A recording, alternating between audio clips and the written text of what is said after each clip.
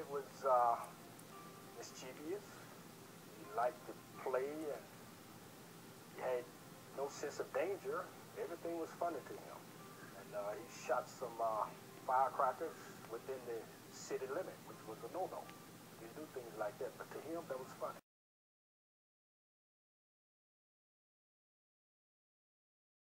Life for blacks was one of seclusion and being in every way, shape, and form treated as less than human.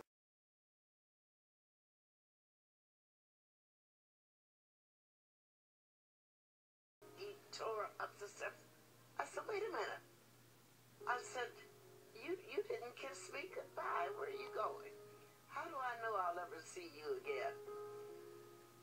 And he said, oh, Mama, he really scolded me. And I wondered why I said a dumb thing like that. But he turned around, came back, he gave me the kiss, and then he gave me his watch. He said, here, take this watch. I won't need it where I'm going. And I said, okay, I'll wear it. I put it on. And I said, what about your ring? Because I'd given him his daddy's ring. First time. He said, well, I'm going to show this off to the fellows.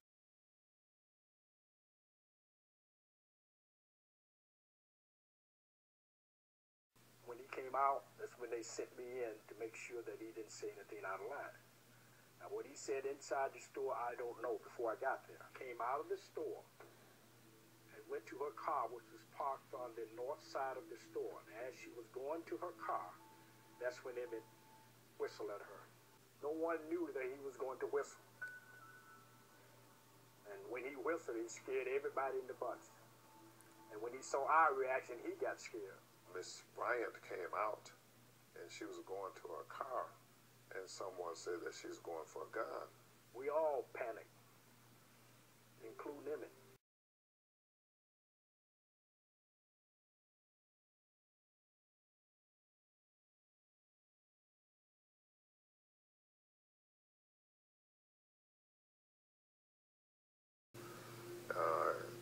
It was a terrifying experience. He had no idea what was going on, really. Yeah, he had no idea the kind of people that he was dealing with, he was faced with. He had no way of conceiving what the South was like. I do know that you don't whistle at a white woman in Mississippi. And I was praying that they didn't kill him. I wasn't going to kill him. Just maybe torture him a little bit and bring a kid back to his grandfather.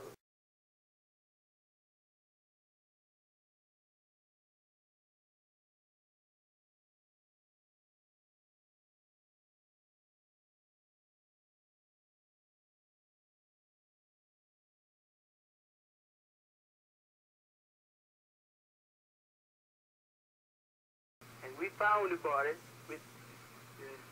didn't have on any clothes at all. The body was so badly damaged that we couldn't hardly just tell who he was. But he happened to have on a ring with his initials. That cleared it up. Sheriff Snyder wanted an immediate burial because he knew that it wouldn't be good for the state of Mississippi for people to see what had happened to Emmett Till.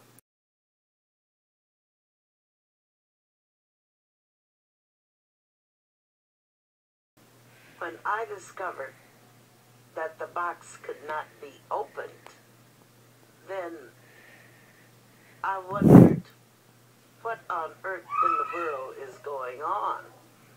You mean to tell me that I have spent all of this money to get a body that I can't even look at? How do I know what's in the... So, Mr. Rayner, do you have a hammer? He said, what do you mean? He said, yes, I have a hammer. I said, I mean, if you can't open the box, I can. And I'm going in the box.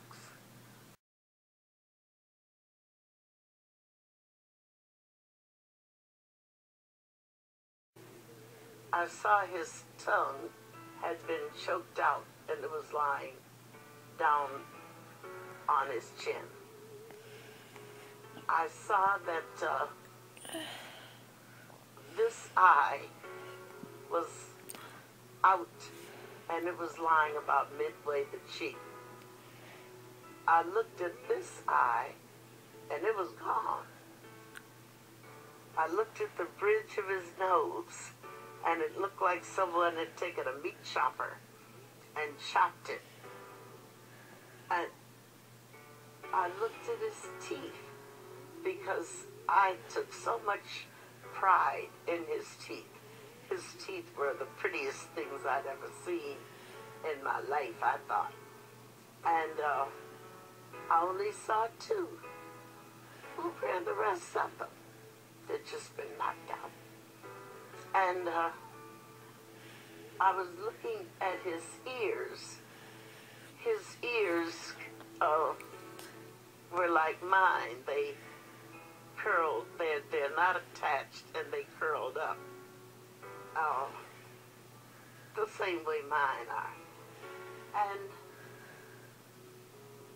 I didn't see the ear. Where's the ear? And that's when I discovered a hole about here, and I could see daylight on the other side. I said, now, was it necessary to shoot it? If that's a bullet hole, was that necessary? And I also discovered that they had taken an axe and they had gone straight down across his head, and the face and the back of the head were separate.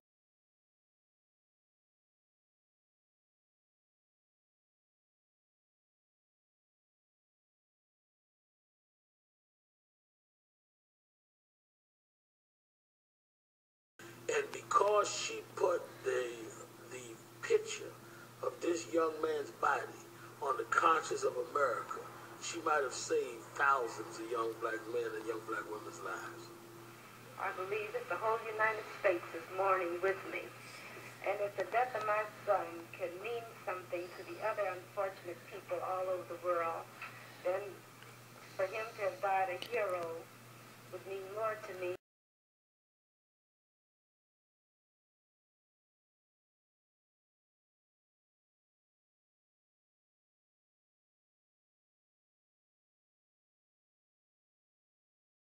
He stood up, he pointed his fingers at him, said, "That's him," which pointed at Mylan.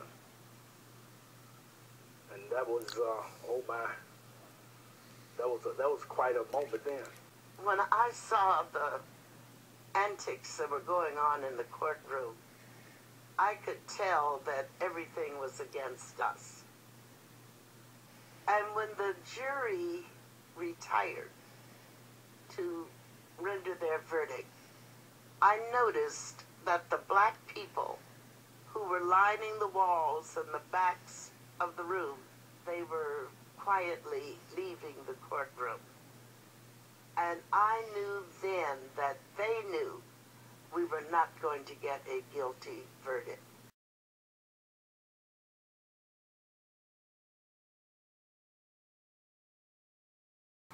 And the result of the NAACP and their activities in trying to make something big out of just an ordinary criminal affair in Mississippi.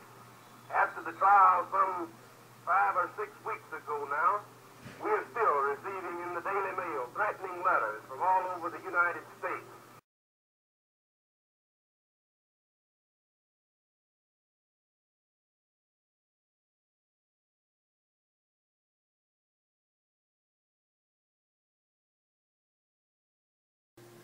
Emmett was the catalyst that started the civil rights movement.